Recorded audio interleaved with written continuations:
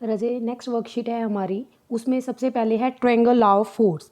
Triangle law of force की statement क्या है कि if three forces acting at a point be represented in magnitude and direction by the sides of triangle then forces are in equilibrium. इसका मतलब क्या है कि अगर आपके पास तीन फोर्सेस है रजे, किसी भी डायरेक्शन में जा रहे हैं, मान लो पी फोर्स है, क्यू फोर्स है, आर फोर्स है, अगर इन तीनों फोर्सेस को हम लोग ज्वाइन करके एक ट्रायंगल बना देते हैं तो फोर्सेस जो हैं वो आपके किस में होंगे, इक्विलिब्रियम में। हमें ये शो करना है।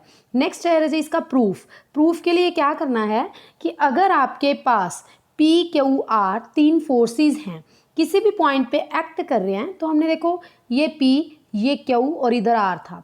जब इधर फोर्स आर था तो इसकी अपोजिट डायरेक्शन हम ऊपर ले गए, दैट इज आर। ठीक है, इनको ज्वाइन कर दिया तो पी क्यू आर तीनों O A O B O D किसी स्केल के अकॉर्डिंग हमने इनको ज्वाइन किया और एक parallelogram O A B C D बना दी। उसके बाद रजे जब भी हमारे पास डायरेक्शन वाइज ट्रायंगल की तीन साइड्स होती हैं ना, तो तीनों के एडिशन, जैसे इस तरह, फिर इस तरह और फिर इस तरह, तीनों की एडिशन देखो, इसकी डायरेक्शन ये होगी, इसकी ये होगी और इसकी ये होगी, तो तीनों की जो डायरेक्शन का सम होगा वो इक्वल्स टू क्या होगा, 0, मतलब साइड्स का। O A plus O B plus O D is equals to 0। अब रजे अगर हम पैरेललोग्राम बोलते हैं, उसके लॉ के according this side plus this side is equal to this side, मतलब ये वाली साइड दोनों की एडिशन इज इक्वल टू होती है थर्ड साइड। तो हमारे अकॉर्डिंग जो ओ ए प्लस ओ बी है वो माइनस ऑफ ओ डी आ गया, और जो ओ सी है और ओ डी है वो आपस में एक दूसरे के अपोजिट हो गए। मतलब मेरे कहने का यहाँ पे जो आपकी ओ सी है और ओ डी है वो एक दूसरे के अपोजिट डायरेक्शन में जा रहे हैं, तो आर को हम सी ओ से अगर रिप्रेजेंट करते हैं तो वही आपकी ए सी इक्वल मतलब ओ डी और जो सी ओ है वुड बी सेम। तो हमारे अकॉर्डिंग अगर हम इनको सही ऑर्डर में लेते हैं तो ओ ए पी फोर्स लग रहा है, ए सी पे क्यू फोर्स लग रहा है और सी ओ पे जो आपका फोर्स लग रहा है आर। उसी तरह से हमारे पास एक अनदर ट्रायंगल ले लिया अपन ने, O dash A dash and C dash. ठीक है, तो जब दो ट्रायंगल्स इक्वेंगुलर हैं और सिमिलर होंगी तो ओ ए के ओवर में ओ dash A dash C dash के ओवर में ए सी डैश ओ डैश के ओवर में सी ओ।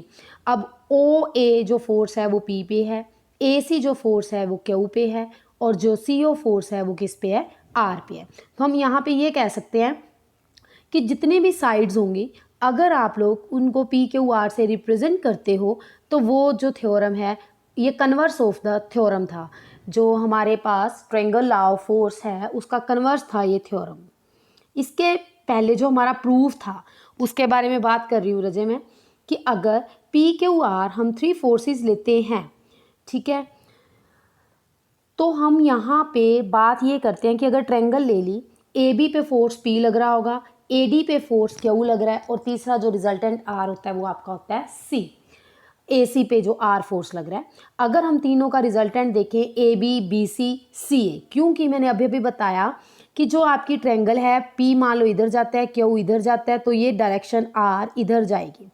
अब अगर ये ए सी पे है, अगर हम ट्रायंगल लॉ के अकॉर्डिंग बात करें तीनों की एडिशन इक्वल्स टू क्या होती है, 0।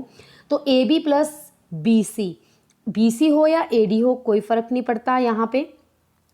अब ए बी और ए डी की एडिशन है ए सी और दूसरी तरफ हमारे पास सी ए है।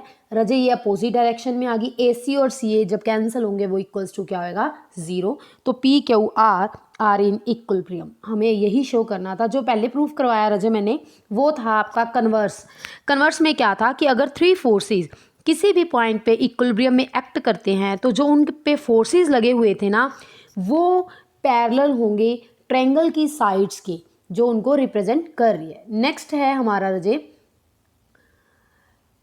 ट्रायंगल लॉ ऑफ फोर्सेस में lambda mu theorem. Lambda mu theorem में क्या है आपके पास कि जो रिजल्टेंट है दो फोर्सेस का अगर किसी पॉइंट ओ से एक्ट कर रहा है अलोंग ओ ए, अगर आपको फिगर दिख रही है, और एक मैग्नीट्यूड उसका लिख दिया हमने लैम्डा ओ ए, ठीक है। उसके बाद जो म्यू ओ बी है वो दूसरी साइड फोर्स लगा हुआ है, तो lambda plus mu into O C, जो उनका क्या होगा रिजल्टेंट। बट इसमें एक आपको कंडीशन स्पेशली दी हुई है रजे, क्या कंडीशन है कि लैम्डा सी ए म्यू सी बी के क्या होगा इक्वल। तो हम इसमें दो फोर्सेस ले रहे हैं। अगर आप फिगर की बात करो, ये ओ ए साइड ले ली या आपने ओ बी ले ली, सी इस तरह का पॉइंट लिया कि सी बी ऊपर जा रहा है और सी ए जो आपका नीचे की तरफ आ रहा है। तो हमने ओ ए ट्रायंगल लॉ के अकॉर्डिंग ओ ए जो है वो किसके इक्वल होगा, ओ सी प्लस सी ए। उसी तरह पूरे को लैम्डा से आपने मल्टीप्लाई कर दिया। Similarly O B is equal to क्या आएगा, O C plus C B. इसको म्यू से मल्टीप्लाई किया, दोनों की आपने एडिशन करनी है। Lambda O A mu O B is equal to, अब रजे lambda plus mu O C, lambda plus mu C A and C B. अभी अभी ऊपर लिखा हुआ है कि जो लैम्डा सी ए है वो म्यू सी बी के इक्वल है, तो वो आपके दोनों क्या होंगे, कैंसिल। अगर कैंसिल हो गए तो आपके पास बच गया लैम्डा प्लस म्यू ओ सी। यही आपको जो थ्योरम का प्रूफ करना था। ठीक है, नेक्स्ट हमारी जो थ्योरम है रजे, एग्जाम्पल्स हैं। फर्स्ट एग्जाम्पल क्या है आपके पास कि अगर D and E middle points हैं sides A B and A C of triangle A B C, तो आपको ये शो करना है कि जो उनका रिजल्टेंट होगा उसको हम लोग रिप्रेजेंट करेंगे बी ई एंड जो डी सी है वो हमारे डायरेक्शन 3/2 बी सी के इक्वल होगा। अभी अभी मैंने बात की ट्रायंगल लॉ के according A B plus B C plus C A equals to क्या होता है आपका 0। ठीक है, अगर मैं ट्रायंगल बी सी ई ले रही हूँ रजे, बी सी ई लेने के लिए B C plus C E is equal to होगा आपका बी ई। अब रजे सी ई जो है सी ए का हाफ है।